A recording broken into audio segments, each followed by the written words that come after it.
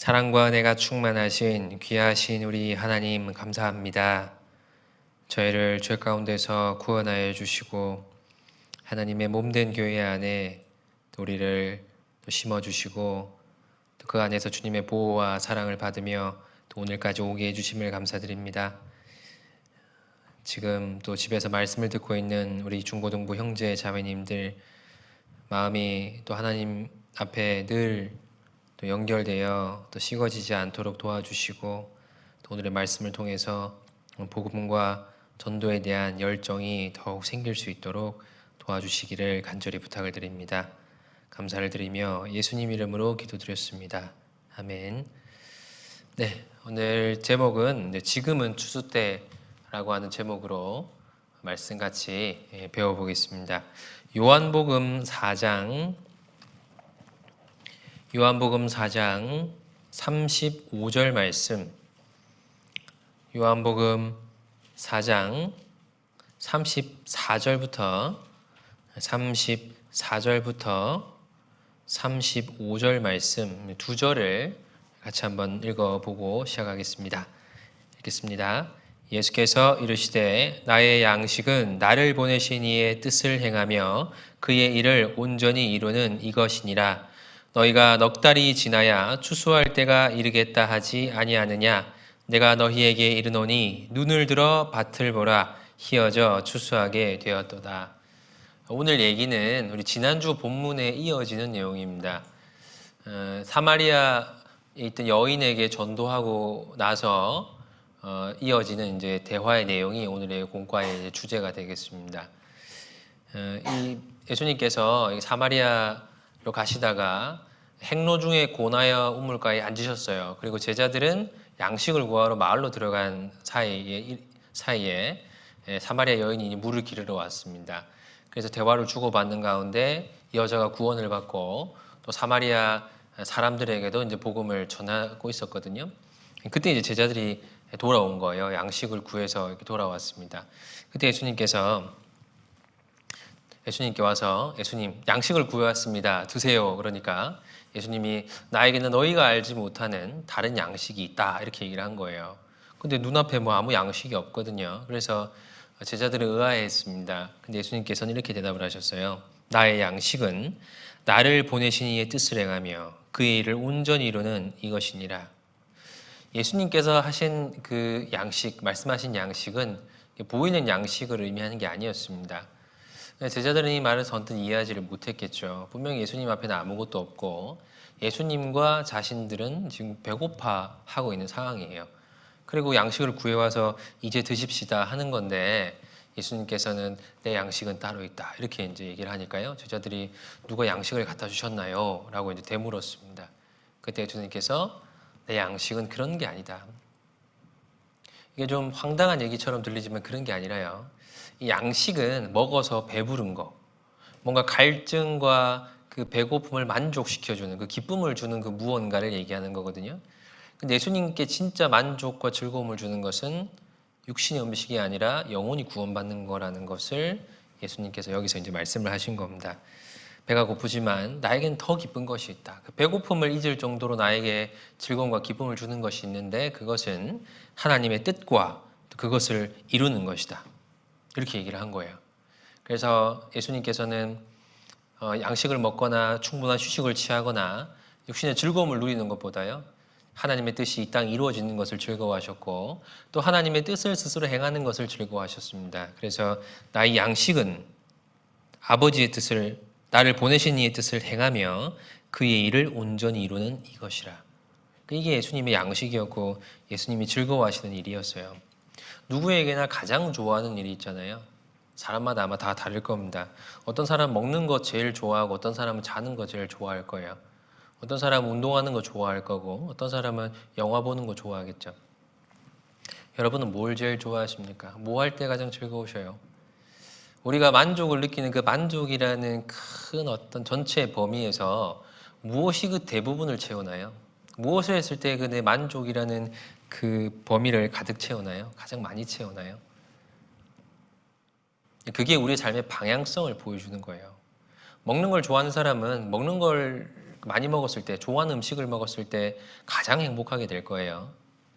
운동을 좋아하는 사람은 좋아하는 운동을 실컷 했을 때 그 만족이 가득 찰 겁니다. 예수님은 그런 걸로 기뻐하지 않으셨어요. 예수님은 그런 걸로 만족을 느끼지 않으셨습니다. 예수님은 하나님의 뜻을 행하는 것, 그리고 그것이 온전히 이루어지는 것, 그것이 이제 마음의 만족이었습니다. 진정한 기쁨은 그 음식이 아니었어요. 우리의 양식, 여러분에게 만족과 기쁨을 주는 양식은 뭔가요? 지금은 주수 때라고 하는 이 말씀에 앞서서 우리는 이것을 스스로에게 좀 먼저 질문을 해봐야 됩니다. 뭐 할 때 제일 즐거우신가요? 우리가 하나님, 예수님께서 그 스스로 양식이라 하셨던 그것, 하나님의 뜻을 행하는 것, 그의 뜻이 이루어지는 것이 우리에게 즐거움이 되지 않으면 오늘 주수 때라는 공과가 크게 마음에 와닿지 않을 수도 있습니다. 왜냐하면 나에게는 그게 양식이 아닐 수 있거든요. 괴로움일 수도 있거든요. 그러니까 우리는 예수님의 마음을 좀 충분히 공감하고 또 이 마음에 우리도 같이 이렇게 좀 동참을 해서 나도 하나님의 일을 행하는 것과 그것이 이루어지는 것이 양식이 되려고 애를 써야 됩니다. 주님은 그래서 대부분의 시간을 그 양식을 얻는 데 사용하셨어요. 하나님 뜻을 행하는 데 시간을 주셨고 체력을 썼죠. 많은 사람들이 예수님의 전도를 도왔습니다. 그 받은 모든 보조를 통해서 전도를 하셨고 또 그것을 기쁨과 양식으로 삼으셨습니다. 우리도 우리에게 주어진 여러 가지 것들이 있죠. 시간, 체력, 물질. 그걸 통해서 뭔가를 사요. 양식을 삽니다. 먹을 것도 사고 입을 것도 사고 즐겁게 할 무언가를 사요. 대부분의 그런 나에게 주어진 재화들을 무엇을 위해 쓰시나요?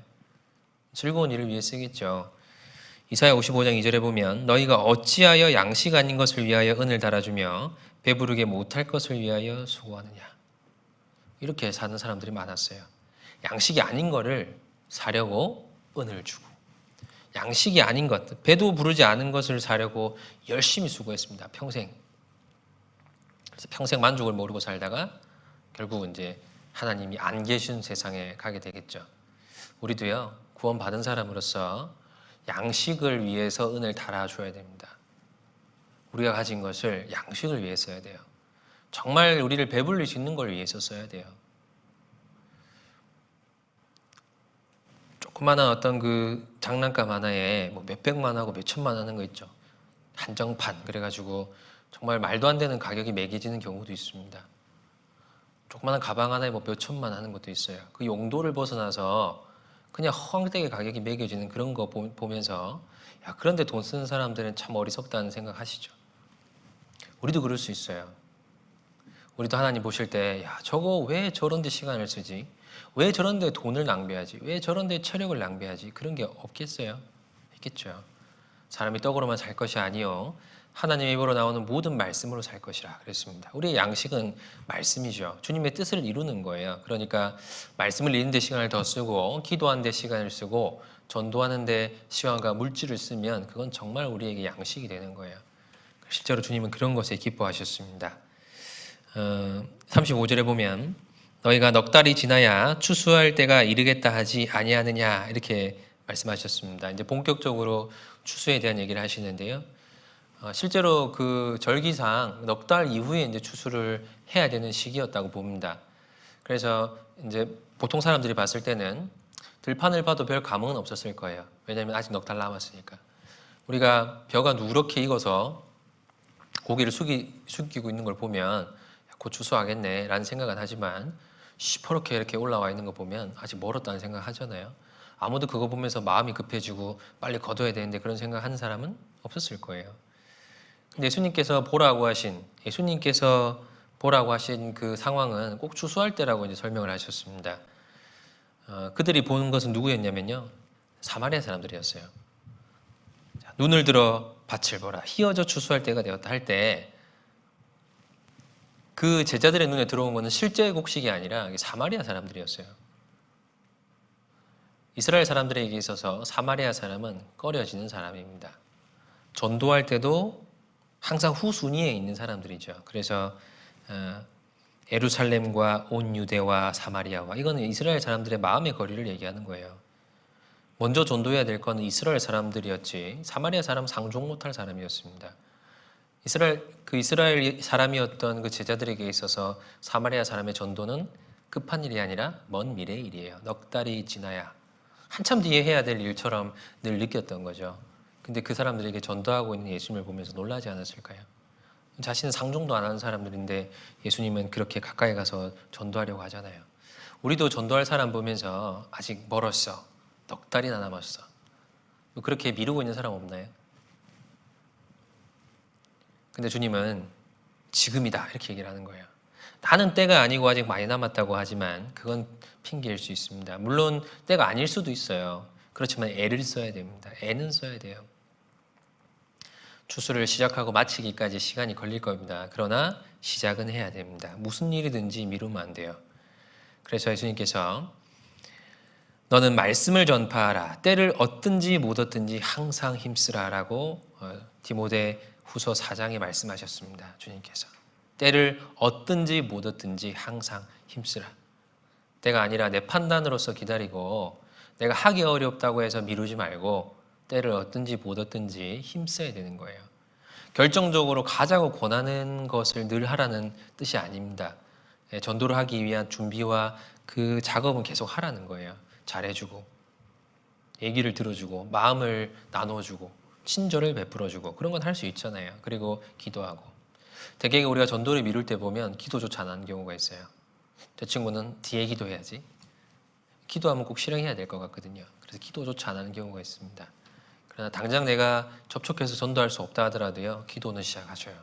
그것이 우리가 때를 얻든지 못 얻든지 힘쓰는 겁니다. 뭔가 하고 있어야 힘이 들어가요. 힘을 쓰는 것이 필요한 겁니다.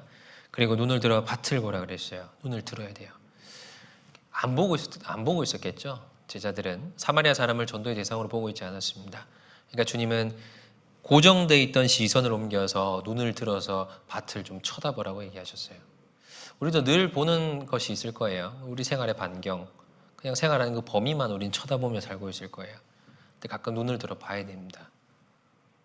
아무거나 쳐다보면 안 되고 눈을 들어 밭을 봐야 됩니다. 전도할 사람들을 봐야 돼요. 다윗은 하늘에 계신 주여 내가 눈을 들어 주께 향하나이다. 다윗은 자주 눈을 들어서 예수님을 하나님을 쳐다봤습니다. 땅에 어려운 일이 많으니까 땅만 쳐다보고 살면 얼마나 괴롭겠어요. 그러니까 눈을 들어 우리가 하나님을 봤을 때 마음의 위안과 평안을 얻거든요. 다윗은 그렇게 살았습니다. 가끔 우리가 살고 있는 환경에서 벗어나서 정말 마음의 눈을 들어서 봐야 할 것을 좀 보면 좋을 것 같아요. 근데 신앙생활 잘하고 있는데 엉뚱한 데 눈을 돌리는 경우도 있어요. 눈을 들어서 롯처럼. 롯은 눈을 들어서 요단 동편을 보니까 요단 들을 보니까 너무 좋았거든요. 그래서 잘 생활하고 있던 장소에서 악한 장소로 옮겨가게 됐습니다. 눈을 들어 쳐다봤을 때. 우리가 바로 머물러 있는 그 장소에는 우리가 뿌리를 내려야 돼요. 그러나 잘못 머물러 있는 곳에는, 잘못된 곳에 있을 때는 눈을 들어서 어디로 가야 할지, 무엇을 해야 할지를 자주자주 좀 살피는 것이 필요합니다. 눈을 들어 봐야 할 것은 밭이에요. 밭을 보라. 추수할 때를 기다리는 곡식들을 계속 쳐다보고요. 주목을 해보면 마음이 좀 움직이게 돼 있습니다.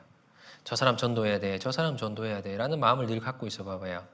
기회가 생겼을 때 말하게 돼요. 쟤는 멀었어. 그러면 기회가 와도 말 안 합니다. 그런데 저 어떻게 전도하지 하고 계속 기회를 노려봐봐요. 그럼 하나님이 기회도 주시고 그 기회가 왔을 때 나도 입을 열게 돼요. 그렇게 한 사람 한 사람이 전도를 하는 겁니다. 내가 주로 그냥 내가 할 일에만 막 마음이 이렇게 몰두돼 있잖아요. 내가 할 일에만 이렇게 시선이 머물러 있잖아요. 마음은 눈을 따라갑니다. 쳐다보는 것이 마음을 움직이게 돼 있어요. 우리가 내 할 일만 쳐다보며 살면 온통 관심은 나에게만 쏠리게 돼 있어요. 그러나 눈을 들어 밭을 보라. 일할 장소를 딱 봤을 때 보기 힘들지만 또 힘든 일이 앞으로 이어지겠지만 그래도 우리가 봐야 할 하나님이 보라고 하시는 것을 딱 쳐다보면 우리의 마음도 시선을 따라 움직이게 돼 있습니다. 잘못된 걸 쳐다보고 있다면, 그냥 내 생활만 쳐다보고 있다면 눈을 들어서 밭을 봐야 돼요. 그리고 주님께서 이어서 하신 말씀이 36절입니다. 36절 같이 한번 읽어보겠습니다. 거두는 자가 이미 삭도 받고 영생에 이르는 열매를 모으나니 이는 뿌리는 자와 거두는 자가 함께 즐거워하게 하려 함이니라. 이 일꾼에 대한 얘기를 하시는 겁니다. 자, 이 밭이 이제 추수할 때가 되어서 익었는데 누가 거둬야겠냐? 너희야. 거두는 자가 이미 삭도 받았어. 삭을 받았으면 일을 해야죠. 삭과 일은 연결되어 있는 겁니다. 보수와 노동은 연결되어 있는 거예요. 그러니까 삭을 받은 사람은 일꾼이란 뜻이에요. 누구를 얘기하는 걸까요? 제자들이죠. 제자들은 이미 삭을 받았습니다. 구원받은 사람을 얘기하는 거예요. 구원받은 사람은 이미 삭을 받은 사람입니다. 구원이죠. 구원이 그 삭이에요. 삭을 받은 것은 노동의 이유가 됩니다. 그래서 구원받았다는 것만으로도 우리는 전도해야 될 이유가 충분해요. 고린도전서 9장 16절 말씀을 보면 내가 복음을 전할지라도 자랑할 것이 없으면 내가 부득불할 일임이라. 만일 복음을 전하지 아니하면 내게 화가 있을 것이미로라. 복음을 전할지라도 자랑할 것이 없으면 마땅히 할 일이다. 부득불할 일이다. 나는 이 일을 맡은 거니까 그래서 하는 거다. 삭을 받았잖아요. 물건값을 받고 물건을 안 주면 뭐예요? 도둑이죠. 그죠? 우리가 주님께 영생에 이르는 그 소망을 받았습니다. 귀한 열매를, 귀한 삭을 받았어요. 우리가 받은 은혜는 우리가 살아간 걸로는 갚을 수가 없습니다. 아무리 잘 살아도 받은 은혜에 비해서는 턱없이 부족하겠죠. 더 많이 갚는 방법이 뭘까요? 영혼을 건지는 거예요. 우리가 천하를 얻어서 주님께 드린다 해도 영혼 한 영 주님께 돌려드린 것보다는 못해요. 한 영혼 천하보다 귀하니까. 그런데 우리가 한 영혼을 건져서 전도해서 주님 앞에 오게 하고 구원받게 했다. 그러면은 내가 천하를 주님께 헌금한 것보다 훨씬 더 큰 걸로 봐주십니다. 그게 우리가 은혜를 갚는 방법이에요. 그리고 전도할 때 우리가 많이 걸림이 되는 것이 그런 걸 거예요. 저는 아는 게 별로 없어요. 저는 말을 잘 못해요. 저는 너무 내성적입니다. 뭐 이런 얘기들을 주로 할 겁니다. 그런데요, 우리가 전도할 때 가장 필요한 은사가 뭘까요? 구원받았다는 당연히 전도해야 될 의무 말고 실제로 전도할 때 필요한 가장 중요한 게 뭘까요? 여기 잡으시고 고린도전서 2장을 보겠습니다. 고린도전서 2장 4절 말씀. 함께 읽어보겠습니다. 내 말과 내 전도함이 지혜에 권하는 말로 하지 아니하고 다만 성령의 나타남과 능력으로 하여. 내 말과 전도함이 지혜에 권하는 말로 하지 아니하고, 이걸로 되는 게 전도가 아니라는 뜻이에요. 다만 성령의 나타남과 능력으로 하여. 성령을 받았잖아요. 최고의 은사는 성령을 통해 나타나는 사랑이에요. 우리가 고린도전서 13장을 사랑장이라고 얘기합니다. 그 앞에는 뭐 방언과 예언에 대한 얘기가 쭉 나와요. 그러나 가장 좋은 은사를 소개한다. 그리고 사랑을 설명해요. 사람의 마음을 여는 건 사랑입니다. 그래서 우리는 그 사랑을 실제로 보여줄 수 있는 성령을 받았습니다. 성령의 열매가 사랑이잖아요. 구원받고 전도할 때 필요한 모든 것은 그 성령의 공급을 통해 이루어지는 거예요. 그래서 우리가 성령에 충만하고 성령에 의지해서 전도하려고 하면 전도됩니다. 말 잘한다고 전도 잘 되는 거예요, 여러분. 사무엘학교 다녀오면 갑자기 전도가 막 돼요. 아는 게 많아졌어요, 옛날보다 분명히. 그죠? 우리가 중학교 때보다는 고등학생이 더 많이 알고 고등학생보다는 선생님들이 더 많이 아실 겁니다. 근데 아는 게 많아졌다 그래서 더 많은 사람을 건지나요? 그렇지 않아요. 사랑이 많은 사람이 영혼을 건집니다. 진짜 영혼을 불쌍히 여길 수 있는 사람이 사람을 건져요. 그런 사람이 전도 더 잘합니다. 교회에서 전도 잘하시는 분 보세요. 어떤 사람이 전도 잘하는지. 말을 많이 하는 사람이 전도 잘하지 않아요. 정말 묵묵하게 수고하고 헌신하고 예수님처럼 사람을 그렇게 불쌍하게 여길 수 있는 사람이 영혼을 더 잘 건집니다. 나는 전도 대상이라고 생각을 못하는 사람까지 다 전도해야겠다고 생각하는 그런 사람이 실제로 전도예요. 눈을 들어서 딱 보니까 내 눈에는 밭이 안 보이는데 그 사람들 눈에는 밭이라고 보여요. 밭으로 보입니다. 내가 볼 때는 지나가야 될 곳으로 보이지만 그런 분들이 볼 때는 일해야 될 곳으로 보여요. 건지는 게 다를 수밖에 없어요. 전도할 영혼이 없어요. 저는 주변에 친구가 없어요. 그러니까 우리 눈에는 밭이 없는 것처럼 보이죠. 근데 정말 하나님의 마음을 가진 사람은 다 바쳐요. 사방이 바칩니다. 그래서 주님께서 기회만 더 주신다면 더 많은 사람을 건지고 싶다, 그런 마음 갖고 살아가는 분들이 이제 그런 분일 겁니다. 많은 지혜가 필요한 게 아니에요. 내가 성령을 의지하고 실제 삶이 성령에 충만한 삶을 살면 전도할 때 필요한 건 다 받습니다. 그리고 우리가 하나님에 대해서만 제대로 알고 사람의 운명에 대해서 제대로 알고 복음에 대해서만 제대로 알아도요, 전도할 때 필요한 지식은 다 가진 거예요. 우리가 자세하게 뭐 에덴 동산 설명 안 해도 돼요. 노아 홍수에 대해서 자세히 설명한다고 그거 되게 신기해할 사람 요즘 별로 없습니다. 오히려요, 정말 본질적인 걸 건드리는 거예요. 진짜 행복한지, 진짜 행복이 뭔지, 사람은 왜 사는지, 천국과 지옥이 있으면 어디에 가야 될 건지, 그런 것만 해도 충분히 사람 마음에 어떤 그 갈등과 의문을 불러일으킬 수가 있어요. 그런 말도 관심이 없으면 잘해줘야 됩니다. 그래서 도저히 부탁 거절할 수 없도록 만들어야 돼요. 야, 내가 속는 셈 치고 해줄게. 네가 나한테 너무 잘해줘서 이번 내가 손해보는 셈 치고 들어줄게. 그게 전도의 제일 좋은 방법이에요. 신세를 지게 만드는 거예요. 근데 그거 어렵잖아요. 우리도 친절 베푸는 게 어려워요. 받는 게 좋은 사람이지, 무작정 우리가 진짜 밑 빠진 독에 물 붓는 것처럼 이렇게 막 잘해주고 이러면 우리도 힘들어요. 가진 것도 한계가 있어요.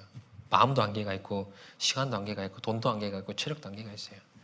어디까지 해야 그들의 마음이 움직일까 모를 때도 있습니다. 그러나 그래도 주님께서 힘을 주시면 그 힘 갖고 끝까지 해보는 거예요. 그럼 기회가 있을 때 하나님께서 우리에게 권할 기회를 주실 겁니다. 그때 권했을 때요, 실제로 그들의 마음이 움직여질 수 있는 거예요.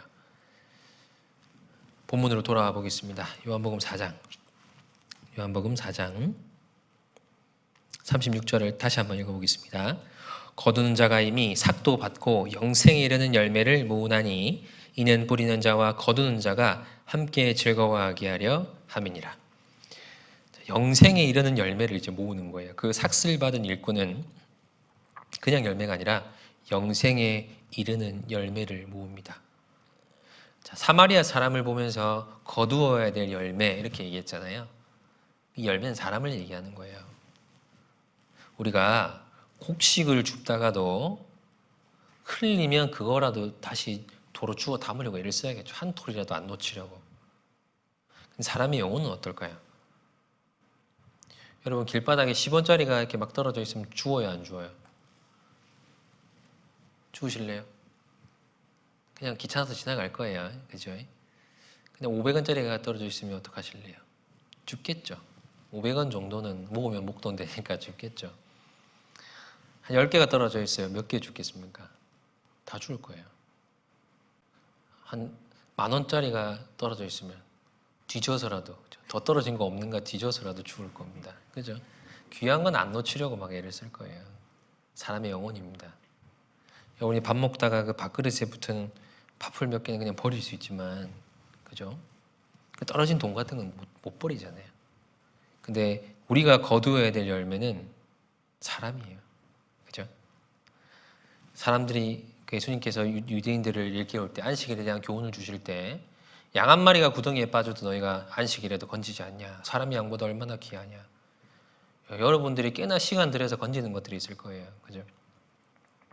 취미생활도 건지고, 내 휴식도 건지고, 내가 사고 싶은 물건도 건져요. 뭔가를 투자해서. 근데 그 투자할 것을 갖고 영혼에 투자해서 영혼을 건지라는 거예요. 왜냐면 우리가 흘리는 게 너무 많거든요. 흘려버리고 그러니까 지나가면 못 만날 사람들인데도 우리가 그냥 등한히 여기고 지나가 버린 사람들이 얼마나 많습니까? 놓치지 않으려고 애를 쓰는 것이 합당한 거예요. 사실 곡식은 대충 이렇게 많이 담아서 더 이상 담을 곳이 없고 좀 흘려진 게 있어도 그냥 내버려 두라고 할 거예요. 사람은 어떨까요? 만약에 갱도에 사람이 매몰됐습니다. 그래가지고 광부가 한 10명이 갇혔어요. 8명 건졌어요. 80% 건졌죠. 구조대원이 80% 했으면 많이 한 거죠. 갑시다. 철수합시다. 그러면은 박수 칠까요, 사람들이? 남은 2명은 어떡할 거냐 그랬겠죠. 사람은 한 명도 놓칠 수는 없는 거예요. 한 명의 가치나 100명의 가치나 동등합니다. 그래서 우리가 많은 사람을 건졌다 하더라도 아직 못 건진 사람이 있다면 우리의 마음은 늘 하나님 앞에 간절함이 있어야 됩니다. 영생이 이르는 열매라서 그런 거예요. 보통 열매가 아니라 영혼이 살아있는 열매입니다. 근데 그 내가 건지고 안 건지고가요, 그 영혼이 어디서 사는지를 결정하는 거예요. 그죠? 내버려두면 뭐 먹히거나 밟히거나 하겠죠. 근데 가져가면 곡식 창고에 들어가잖아요. 운명이 완전히 바뀌잖아요. 그런 마음으로 우리가 그들을 볼 필요가 있습니다.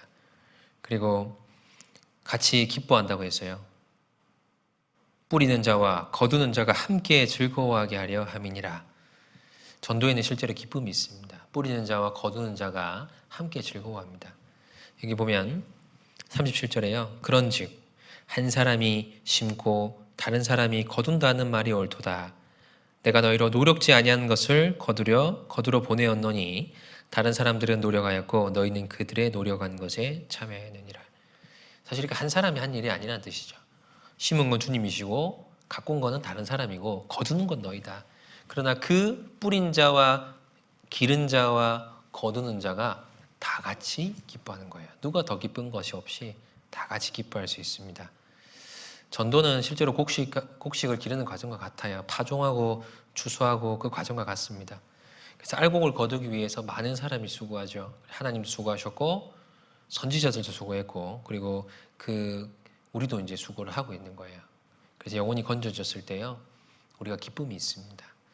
우리가 느낄 수 있는 첫 번째 기쁨은요, 삭시 주는 기쁨이에요. 보상이 주는 기쁨입니다. 하나님이 가장 기뻐하는 것은 사람의 영혼이 구원받는 거죠. 그래서 극락의 하나님이 전도를 통해서 가장 기쁨을 느끼시는 거예요. 아이들이 기뻐하는 것들이 있거든요. 그러니까 과자 하나 주면 되게 좋아하고, 좋아하는 TV 틀어주면 되게 좋아하고, 별 비싼 것도 아닌데 물건 사주면 되게 좋아하죠. 근데 그 똑같은 거를 청소년에게, 여러분에게 해주면 여러분은 기뻐할까요? 안 기뻐할까요? 별로 안 기쁠 거예요. 아이들은 작은 거에 기뻐하지만 여러분은 좀 커야 기뻐합니다. 근데 여러분이 기뻐하는 걸 어른에게 해주면 기뻐할까요? 안 기뻐할까요? 최신 휴대폰을 사주면 여러분 좋겠죠. 근데 그걸 아버지나 어머니한테 이렇게 해드렸어요. 그 아버지 어머니가 여러분만큼 기뻐할까요? 그러진 않겠죠. 그냥 폰이에요. 어른들한테는 휴대폰이야. 그게 다죠. 뭔가 성장할수록요, 그 기쁨이라는 것을, 기쁨을 느끼는 이 원인 자체가 좀 달라지고 고상해집니다. 하나님은 가장 고상한 분입니다. 가장 높은 분이에요. 그런 분이 전도할 때 기뻐하신답니다. 가장 높은 경지의 즐거움은 전도죠. 그러니까요. 전도할 때 가장 기쁩니다. 그래서요, 우리가 전도할 때 주님이 느끼는 그 기쁨을 우리도 느낄 수 있어요. 기쁨을 만드신 하나님께서 가장 높은 기쁨은 영혼을 건지는 거라고 딱 정해놓으셨어요. 가장 높은 기쁨은. 그러니까 우리가 동일한 일을 했을 때요, 그 전도를 했을 때 우리도 그런 기쁨을 느낄 수 있도록 돼 있는 거예요. 그것을 위해서 주님은 많이 수고하셨고 또 우리 앞서간 선진들은 더 많이 수고했지만 조금 수고한 우리도 그 기쁨에 동참할 수 있는 겁니다. 얼마나 좋겠어요. 그리고요, 정해진 월급을 받는 직원은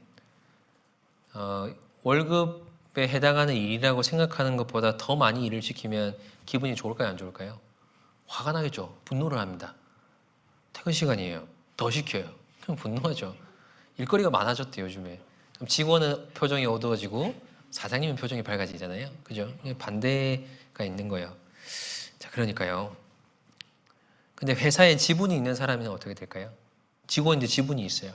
그럼 일이 많아져요. 수익이 많아지겠죠. 어떻게 될까요? 원망과 분노가 생길까요? 아니요, 즐거움이 생깁니다. 우리의 삭시 그래요. 우리가 일이 많아서 수익이 생기면 그 지분을 가지고 있는 사람들은 다 이익을 얻는 것처럼 우리가 구원이라는 삭스는 이미 받았지만요, 일한 만큼 갚아준다는 계약이 있습니다. 인센티브가 있어요. 그러니까 정해진 월급만 받고 더 일하는 것은 봉사가 아니라 더 하면 더 준다는 주님의 말씀의 약속이 있잖아요. 그렇죠? 그러니까 그 보상해 주는 기쁨이 분명히 우리 가운데 있는 거예요. 우리의 몫은 아직 최종적으로 정해지지 않았습니다. 주님 오실 때 정해줘요. 전도에는 분명히 기쁨이 있을 거예요. 그 삭시 주는 기쁨, 보상해 주는 기쁨이 있을 겁니다. 일하고 마지막에 월급 받을 때 제일 기쁘죠. 열심히 공부하고 나서는 성적표 받을 때 기뻐요. 그만한 결과가 나오면. 그러니까 우리가 천국 갔을 때요, 그동안 살아왔던 모든 사람들의 그 영광이 그 한 자리에서 아마 결정이 날 겁니다. 앞서간 많은 선진들의 상급이 이미 결정이 났을까요? 그들의 유산이 또 다른 사람을 건지고 있다면 그건 계속해서 쌓여가고 있는 거예요. 어떤 사람의 저작이 많은 사람을 돌아오게 했다, 그 책을 보고, 그럼 그 상은 계속 쌓여가는 거겠죠. 여러분의 수고와 헌신과 봉사로 이 교회당이 지어지고 이 교회를 통해서 계속 영혼이 구원받고 있다면 아마 이 일에 동참된 사람은 계속해서 하나님께서 그 상을 계산하실 겁니다. 그러니까 우리가 상이든 벌이든요, 마지막에 가서 결정나요. 우리가 살아있는 동안 가지고 있는 것 가지고 어떻게든 주님이 기뻐하시는 일에, 주님이 제일 좋아하는 일에 많이 투자하셔야 우린 지분이 있는 거예요. 그러니까 주님께서 최종에 얻은 그 결과에 대한 보상을 수고한 사람들에게 돌려주실 겁니다. 그것을 기대하고 일을 하는 거예요.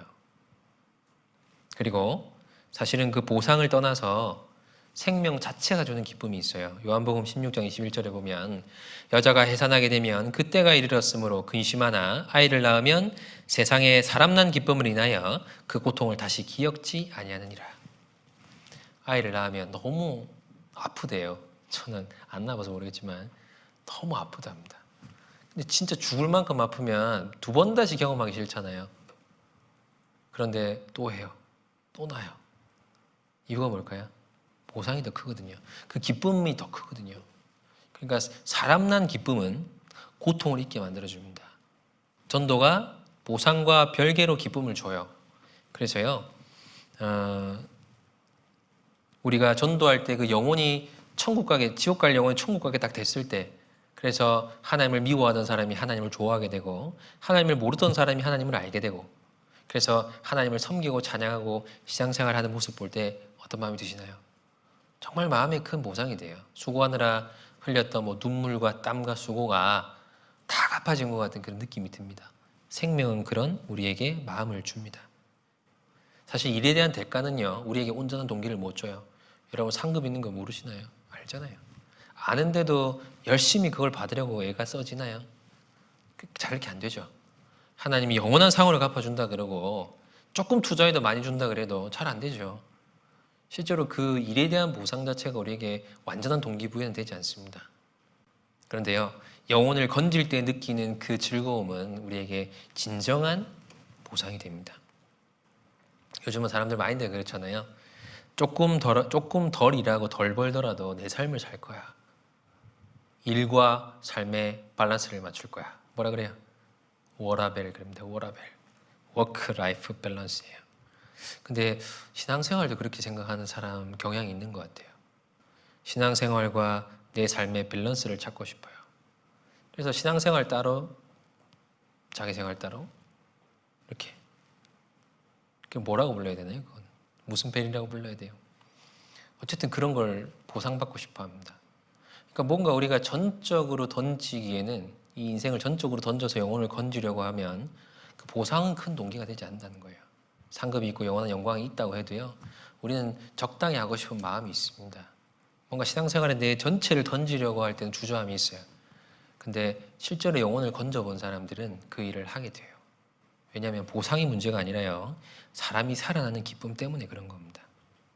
그래서 세상에서도요, 성공과 부의 축적을 통해서 얻지 못했던 즐거움을 기부를 통해서 얻는 사람이 있어요. 돈을 벌려고 그렇게 애를 쓰는 사람이 자기 돈을 기부하면서 돈 벌 때 느끼지 못했던 즐거움을 느끼는 사람들이 있어요. 그리고 자기의 생명도 늘 위험하지만 사람을 건지는 일을 직업으로 삼는 사람들도 있습니다. 경찰이나 소방관 같은 분들이 그런 거겠죠. 왜냐면 그런 걸 했을 때 느끼는 즐거움이 훨씬 크거든요. 그러니까 그거는 우리가 이해를 할 수 없는, 그런 가치를 따질 수 없는 큰 문제, 큰 어떤 그 마음의 동기가 되는 거예요. 죽어간 한 사람이 있어요. 길 가다가 그 사람을 건졌습니다. 물에 빠져 있는데 우연히 한 사람을 건져줬어요. 잊어버릴까요? 그 사람이? 건져준 사람도 안 잊어버릴 거예요. 아마 그건 평생의 자랑거리가 될 거예요. 내가 어느 날 길 가다가 비명소리 듣고 건져서 그 사람 살았어. 지금 살아있어. 가끔 연락 와. 그 얘기를 한 번만 할까요? 여러 번 하겠죠. 자기 자식이 생기면 자식에게도 할 겁니다. 내가 옛날에 그랬다고. 왜냐면 그게 진짜 큰 기쁨이거든요. 그때 신발도 버리고 옷도 버리고 뭐 상처도 좀 입었지만 그게 문제가 아니죠. 사람을 건졌는데. 전도할 때 그런 마음이 될 거예요. 많은 것을 손해볼 수 있습니다. 많은 것이 망쳐질 수도 있어요. 그러나 영혼을 건지면 그건 영원한 자랑거리가 됩니다. 전도하면 천국에서도. 세상 사는 동안 누구를 건졌다면 사는 동안은 자랑이 될 거예요. 그러나 천국에서는 영원한 자랑거리죠. 우리가 불의의 제물로 사귄 친구는 영원한 세상에서 우리를 영접할 겁니다. 평생 우리에 대한 간증을 할 거예요. 이 친구가 저를 건졌어요. 이 친구 덕분에 천국 왔어요. 같이 다니면서. 얼마나 기쁠까요? 정말 잘했다는 생각 들지 않겠어요? 그 기쁨을 위해서 우리는 전도의 힘을 쓰는 것이 맞습니다. 마태복음 9장입니다. 마태복음 9장.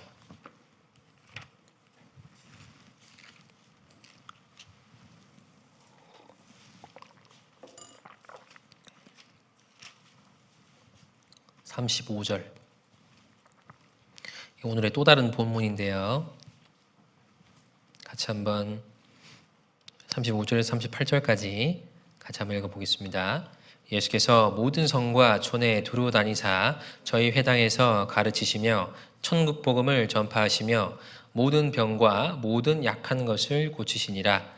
무리를 보시고 민망히 여기시니 이는 저희가 목자 없는 양과 같이 고생하며 유리함이라. 이에 제자들에게 이르시되 추수할 것은 많되 일꾼은 적으니 그러므로 추수하는 주인에게 정하여 추수할 일꾼들을 보내어 주소서 하라 하시니라. 주님께서 많은 무리들을 보셨습니다. 그리고 민망히 여겼어요. 이유가 뭐냐면 저희가 목자 없는 양처럼 유리하고 있었거든요. 방황하고 있는 거예요.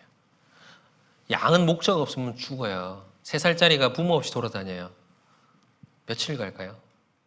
며칠 못 가서 위험에 처할 겁니다. 뻔한 상황이 보이는 거예요. 그래서 우셨습니다. 마음이 아파하셨습니다. 그래서 제자들에게 이렇게 얘기했어요. 추수할 것은 많되 일꾼은 적으니 그러므로 추수하는 주인에게 청하여 추수할 일꾼들을 보내어 주소서 하라. 그럼 뭘 보고 추수할 것이라고 얘기한 거예요? 무리잖아요. 무리. 고생하며 유리하는 목자 없는 양과 같은 그 무리를 보시고 추수할 것이라고 얘기를 했어요. 우리 일꾼입니다. 같은 얘기를 반복해서 하셨죠. 우리가 방금 봤던 요한복음 4장의 본문과 같은 맥락입니다. 근데 여기서는 달리 좀 다른 추가하신 내용이 뭐예요? 일꾼이 적다는 거예요. 일꾼이 적다. 추수할 것은 많은데 일꾼은 적다. 추수할 것이 실제로 많습니다. 그래서 요한 웨슬리는 세계는 나의 교구다 이렇게 얘기했잖아요. 추수할 것이 많다는 예수님의 말이 실제로 그 삶에서 그 사람은 공감이 됐습니다. 그래서 거두어야 될 것이 그냥 내 주변의 사람들뿐만 아니라 세계의 모든 사람이다. 그러니까 거둘 게 얼마나 많다고 느꼈겠어요. 예수님이 뿌린 거는 온 세상 사람입니다. 모든 사람을 위해 죽으셨어요. 모든 사람을 거둬야 되는 거예요. 추수할 것이 적습니까? 많아요. 그 마음이 없으면 우리는 가까운 사람 몇 명 전도하고 만족할 수 있습니다. 그리고 그들에게 전도하고 몇 번 거절당했을 때 그냥 포기할 수도 있어요. 그러나 아직까지 우리가 전도해보지 못한 사람이 얼마나 많습니까? 추수할 것은 많습니다. 그러나 일꾼은 적습니다.